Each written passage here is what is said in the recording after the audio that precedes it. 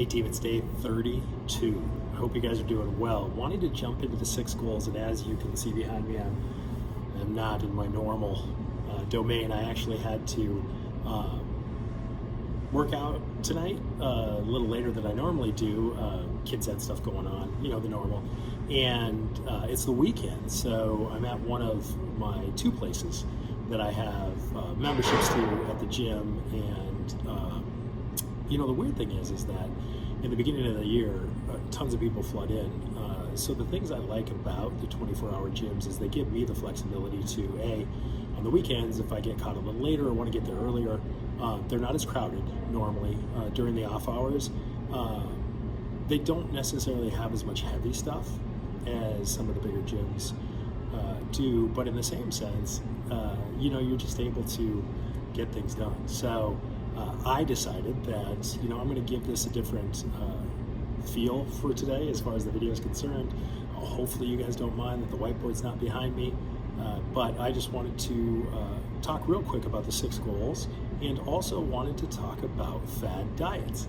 So, you know, as you're walking into all the gyms, you know, they have all their swag up for sale, but they also have supplements and maybe even, you know, quick diet plans up, and I've been hearing a lot of things about fad diets. So I want to talk about those quick fix, almost like get rich quick schemes that we have from fad diets. And let's just talk a little bit about them, and we'll go from there. So we got my Fat Secret app going on, so I'll just read off to you guys because I normally have a board to support me, but I'm pretty familiar with what happened yesterday. But calories was 1,828 calories.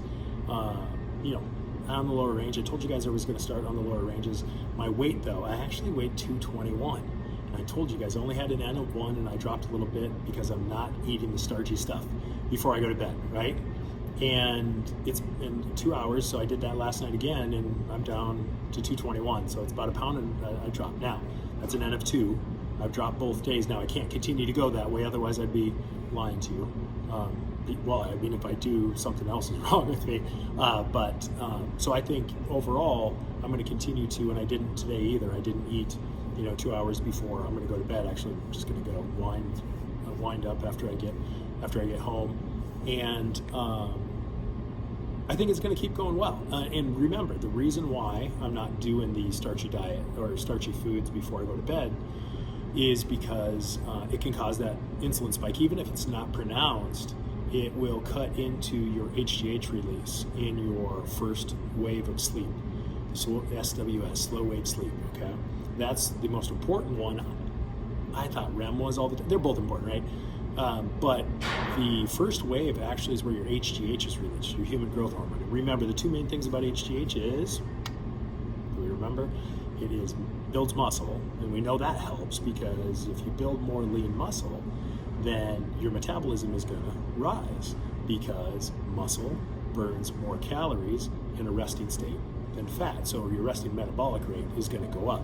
So it's just naturally going to help your quote-unquote metabolism over time, and just what you burn in a sedentary position, or when you're walking, or when you're doing your normal day-to-day. So building more lean muscle does actually help you burn more calories. First one. Second one that HGH does is it's lipolysis. It helps with the breakdown of fat.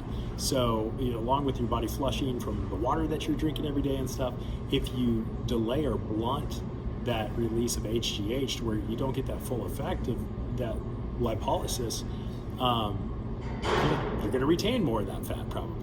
So it just makes that weight loss tougher. We talked about that in the past. So I'm going to continue to do it, and that's what I was really happy about, 221. And so protein was 221.5 actually, but I always round it down. So 221 grams of protein. Water I got with 128 ounces. And when we look at sleep, it was right under 7. So I'm going to say 6.5 hours. So I didn't quite get it. Just been doing a lot of stuff, and I didn't sleep in all the way to my alarm. So I woke up a little earlier. So not quite the 7 hours of sleep that I wanted. So all in all, I'm pretty happy. I'm going to continue to do the just not making sure that I'm not eating any simple carbs. Like I said, if it's white, don't bite. 2 hours before you go to bed to make sure you're not stunting that HGH release. So now let's talk about fad diets, okay? Now what is a fad diet and why should we be just a little careful? Fad diets are those diets that, like I said, 30 pounds in 30 days, they promise you something that's too good to be true. I'm attempting to lose 26 pounds over the course of 90 days. And my BMI was 31.8 or whatever, and I know I'm a little bit bigger dude, so people are like, BMI don't matter. Yeah, it kind of does to me when I look at just the studies, and I've talked about that in past days and the content that I've offered up. So for me, I'm working hard. Like, I'm gonna have to really stay diligent and pull this out to do this aggressive of a goal, right? And that's 90 days, and that's 26 pounds on somebody that, technically I was way overweight according to the BMI scale, but somebody that, I just let myself go a little bit. Normally I work out decently and watch what I eat decently, but like I said last night, I was on that seafood diet. I saw food and ate it, and I went to Insight and pledged those 8 pounds, and I'm just gonna keep going. So I'm being super aggressive. So for someone else who probably maybe in that over 30 BMI category, to where 30 pounds is probably on the docket for what they need to lose, to get it in 30 days, it's impossible. It is impossible. And any program would tell you that's crazy. So any of the juicing that, I'll lose, 14 pounds in 7 days, no, that's not true. And, so the juicing, the cleansing, the cleanses aren't even supposed to be done, all the time anyway. So I think people maybe get in trouble with that. The plastic, we always used to call it plastic food, like the bars, eat 3 of these bars and then you can have a normal dinner and those kind of things, and they sell quick. And this time of year, people are buying because they want a quick fix. If you truly want to fix your lifestyle, don't buy into the fad diets. You need to change the process, right? And so in the book I'm reading, Atomic Habits, and I've mentioned this one before, and it's a really good one.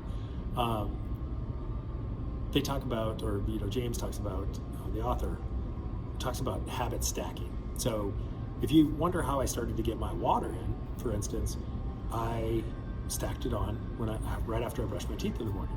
So my trigger for drinking my 2 17 ounces, 34 ounces of water was, as soon as I got done brushing my teeth, drink one, drink the other. Now, sometimes I shotgun them, sometimes I take a little bit to drink them as I listen to an audiobook or read some email or whatever else in the morning.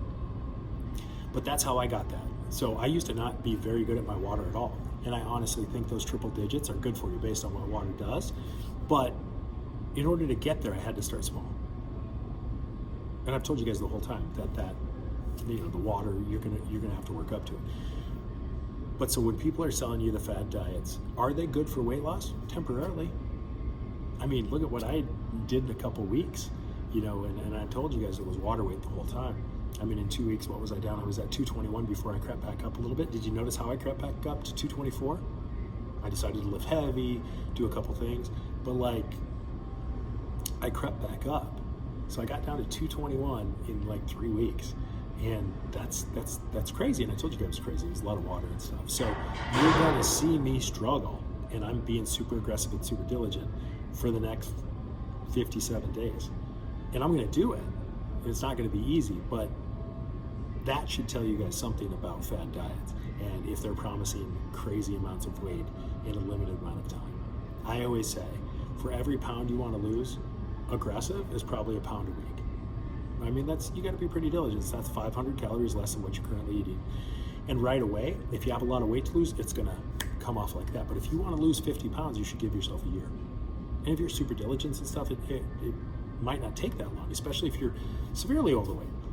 But a diet promising you something like that in 30 days, or pills, hey, take these pills and you'll do it now. It takes calorie restriction, and it takes time, and it takes habit.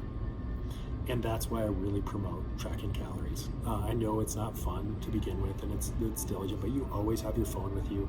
There's no excuse why when you put something in your mouth, even if you're estimating, you can track it.